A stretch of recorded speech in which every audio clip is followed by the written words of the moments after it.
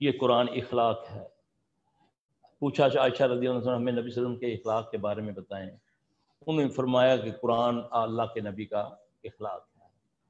بڑوں سے ادب، چھوٹوں سے شفقت، اپنا جو جتنا سیکھتے جا رہے ہو اتنا جھکتے جاؤ، اس درخت کی مانند ہو جاؤ کہ جو پھل لگتا ہے اور جھکتا جاتا ہے.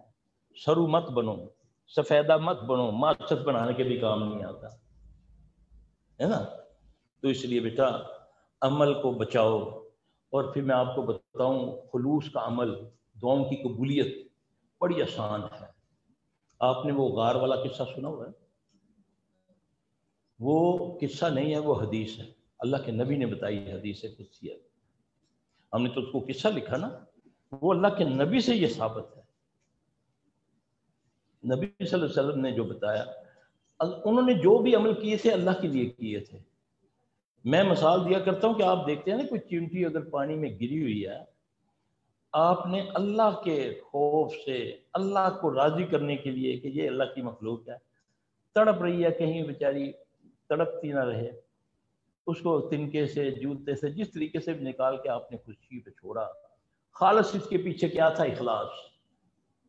واللہ آپ کوئی دعا قبول کروانی ہو تو اللہ کو وہ حالہ دے سکتی ہیں اس عمل کا کہ یا اللہ میں نے تیرے لیے وہ چونٹی کو بچایا تھا تو اللہ میرے اس عمل کو قبول کر. التجا ہے نا، تو اللہ میری بیٹی دے رشتہ کو چنگا جا ملا دے. کر کے دیکھو. ریاکاری سے بچو. نبی صلی اللہ علیہ وسلم نے فرمایا مجھے ڈر ہے کہ میری امت میں چھوٹا شرک نہ آ جائے.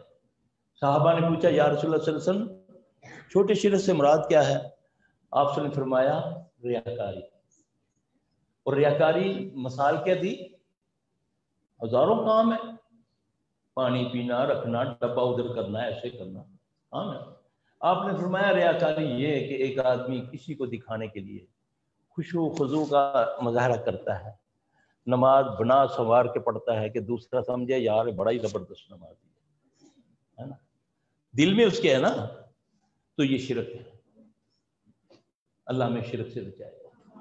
عمل کرو تو وہ اللہ سے التجا کرو، ربنا تقبل منا انک انت السمیع العلیم. اگر کسی کو کچھ کہنا ہے، اس کی اصلاح کرنی ہے، اس کو اللہ کی طرف بلانا ہے، تو پھر اس کو ادعو الی سبیل ربک بالحکمۃ والموعظۃ الحسنہ، اچھے انداز سے اس کو بلاؤ. پھر تم وہ لوگ ہو جن کی اللہ تعریف کرتے ہیں.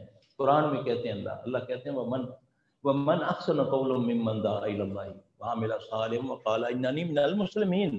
اللہ کہہ رہے ہیں ان سے بہتر کون ہے جو لوگوں کو اللہ کی طرف بلاتا ہے.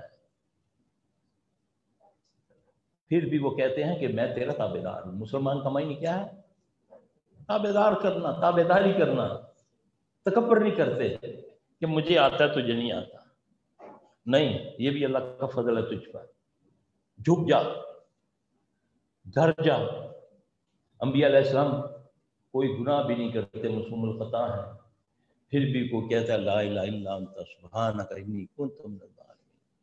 پھر نبی صلی اللہ علیہ وسلم ہر نماز میں تشہد کے اندر اللہم انی ظلمت نفسی ظلما کثیرا لا یغفر الذنوب الا انت لا الہ الا انت سبحانک انی کنت ربنا ظلمنا انفسنا وان لم تغفر لنا.